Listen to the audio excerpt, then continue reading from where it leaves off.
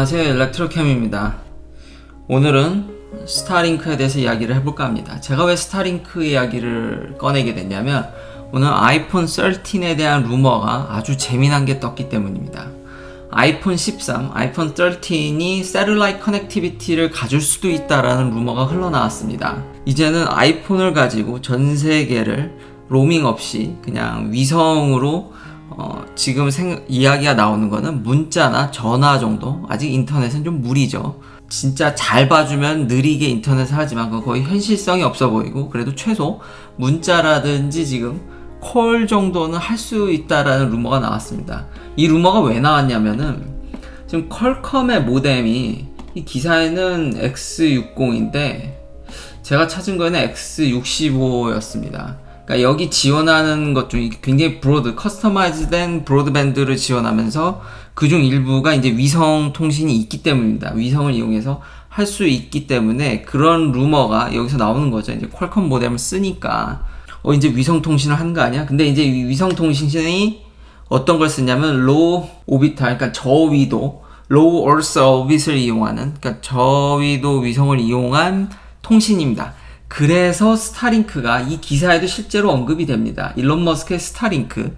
그쵸? 저는 테슬라 채널이지만 일론 머스크가 소유한 자회사도 종종 제가 이야기를 하고 있습니다. 그러니까 스페이스X에서 런칭하는 스타링크가 바로 이 위성에 해당이 됩니다. 그래서 이 아이폰 13과 지금 스타링크와 이제 이게 접점이 생기게 돼버린 거죠. 아주 그래서 흥미진진해지고 있는데 이미 모뎀도 되고 있고, 이 뉴스로 인해서 오늘 글로벌스타라는 주식이 폭발했습니다. 오늘 하루만 64%가 올랐고 어제 오른 것까지 합치면 80%가 넘는데요.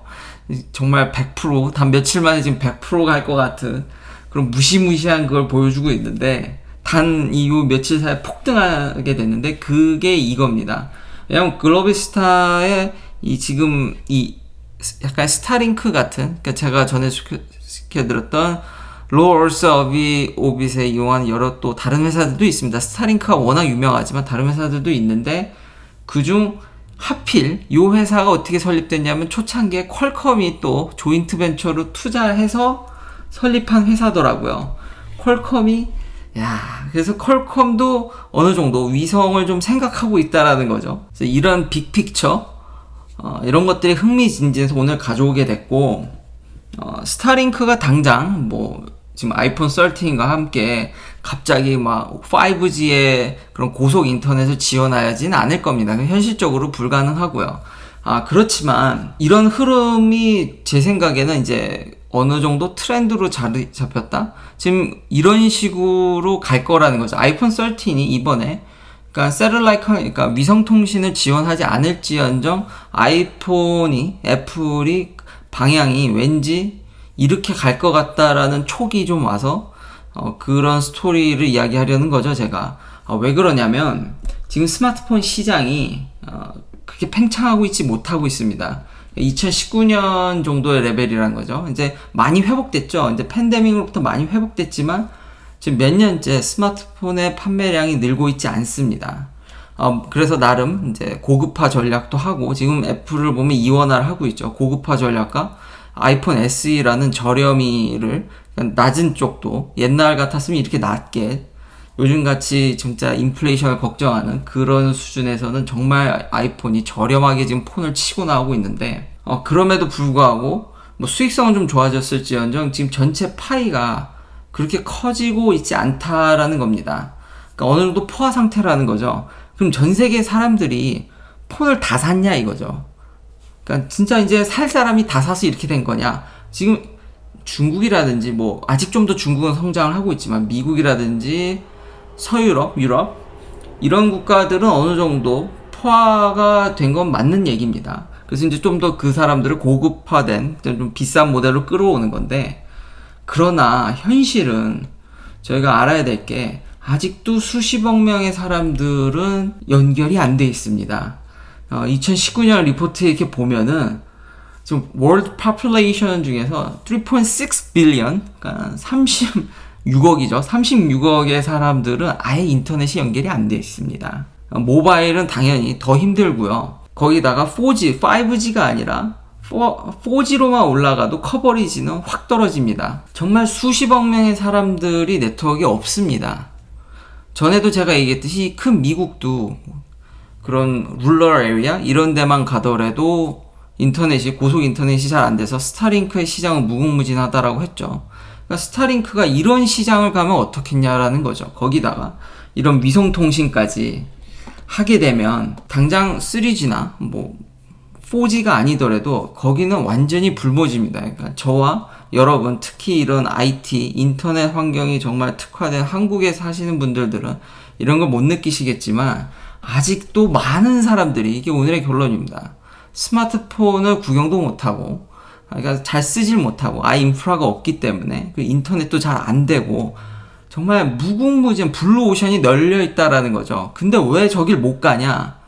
저 인프라를 까는데 돈이 너무 많이 들고, 대부분이 이런 아프리카나 사우스 아시아, 그냥 좀 이 정치 지형이나 이런 것들이 불안정합니다.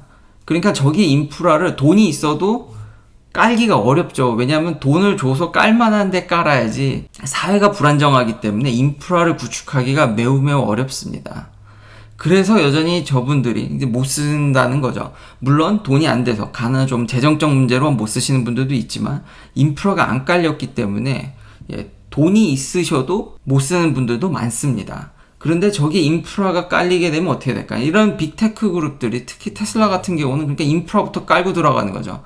테슬라는 이미 슈퍼차저를 통해서 인프라를 먼저 깔아야지 전기차를 잘 팔 수 있다는 걸 이미 맛본 회사입니다.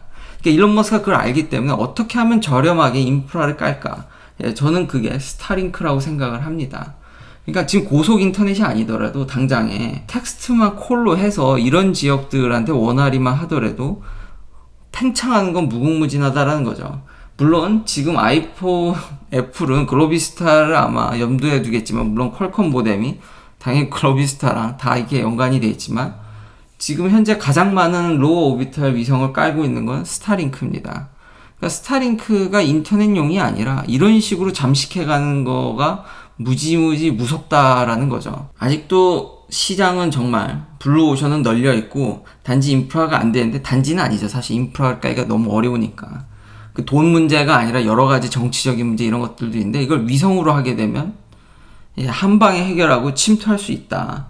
그리고 고속 인터넷은 스타링크가 이 많은, 아직도 여기 아무도, 이거 진짜 무궁무진한 가능성의 시장 아닙니까? 거기다가 아이폰까지 이런 위성통신에 대한 어떤 제스처? 이번에 안 나오더라도 저는 언젠가는 이게 결국은 갈 거라고 봅니다. 더 이상 진짜 폰 팔기가 이제는 힘들기 때문에 이런 시설이 낙후된 지역을 반드시 저는 빅테크 기업들이 결국 치고 들어갈 거라고 생각을 합니다. 특히 애플은 어떻게 하면 이걸 시장을 넓힐지를 골몰이 생각하는 기업이기 때문에, 그래서 스타링크의 그런 위협적인 혁신이라고도 할 수 있고 시장 잠식력이 오늘 좀 그런 비전이 보여서 오늘 이렇게 이야기를 하게 됐습니다. 물론 당연히 글로비스타 현재 이제 서비스하는 위성 통신이거든요. 무지무지 비쌉니다.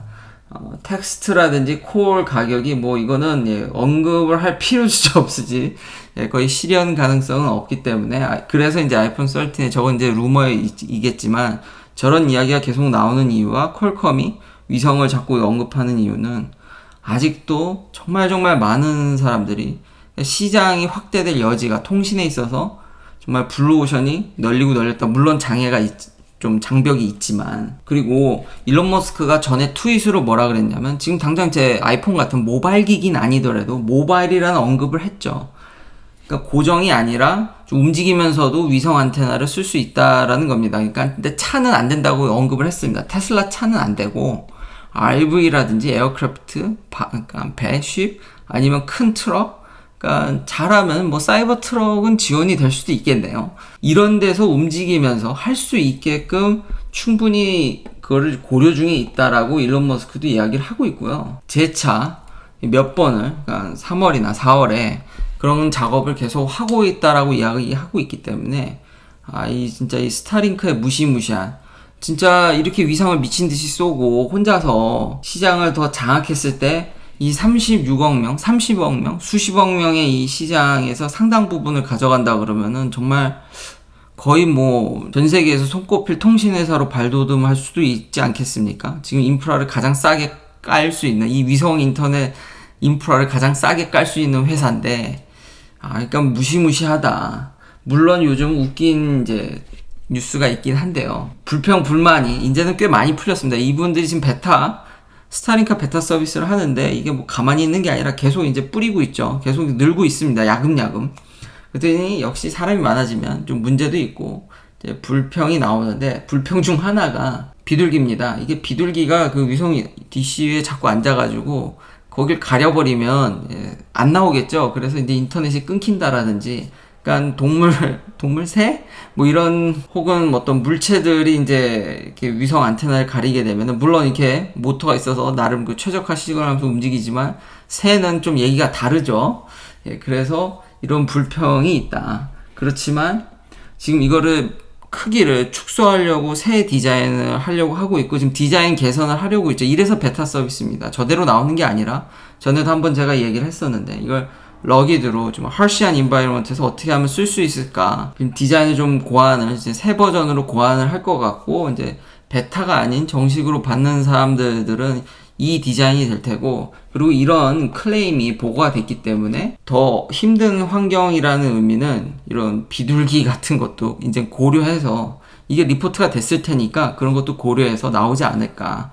그러면 상당한 파급 효과가 크겠다. 플러스 사람이 당장 스마트폰은 아니더라도 정리하면 RV라든지 움직이면서 차에서도 큰 트럭이나 이런 데서 쓸 수 있기 때문에, 저런 미지에 아직 인터넷이 닿지 않는 정말 힘들게 사시는 분들이 있는데, 여기서도 돈이 있어도 못 쓰시는 분들도 굉장히 많을 거기 때문에, 미국 내 그런 룰러 에리아와 이런 데 가입자만 확보해도 스타링크가 들어갈 이 가입자 수는 무궁무진하다. 지구상의 어떤 통신회사보다도 제가 볼 땐 잠재력이 제일 센 것 같습니다. 물론 잠재력이 세다는 거지, 이게 성공하면 얘기입니다. 너무 100% 그걸 또 성공한다고 생각하지 마시고요. 그렇지만 정말 포텐셜은 극강이고 현재 리딩하는 업체는 확실하다. 그리고 애플도 그걸 알아서 슬금슬금 거기에 이제 발을 어떻게든 들여놓으려고 한다라는 거죠. 그러니까 이번이 아니더라도 이 방향으로 어떻게든 가입자든 지금 아이폰을 쓰려는 사람들 늘릴 것이다. 그러니까 삼성이 요즘 많이 고전하고 있죠. 지금 S21도, 저희 와이프 S21 씁니다. 나름 괜찮은데 그게 잘 안 팔리더라고요. 그래서 좀 지지부진하고, 지금 샤오미한테도 추월을 당하는, 뭐 애플은 점유율이 지금 3등이지만 저거를 누구도 3등이라고 생각하진 않죠. 왜냐면 애플은 굉장히 수익성이 좋기 때문에, 고가 아이폰 시장, 프리미엄 시장을 꽉 잡고 있기 때문에. 삼성도 폴더블의 반응이 그리 나빠 보이지 않습니다. 그러니까 삼성도 좀 더 이런 한 발 더 나아가서 애플과 같이 이런 미지의 시장을, 지금 거의 스마트폰이 포화된 상황에서, 지금 통신 시장이 포화된 상황에서 좀 더 큰 그림을 그리고 이런 미지의 시장을 어떻게 개척할지를 한번 고려해봄직한 게, 그리고 삼성은 정말 다양한 라인업이 있기 때문에 정말 저가의 폰을 위성으로 진짜 문자나 콜만 하더라도 아프리카나 이런 데는 쓰실 분들 굉장히 많을 것으로 생각이 됩니다. 그래서 삼성에서도 이런 모습을 좀 한번 기대를 해봅니다. 긴 영상 시청해주셔서 감사합니다. 내일도 테슬라 관련 이야기들로 찾아뵙겠습니다.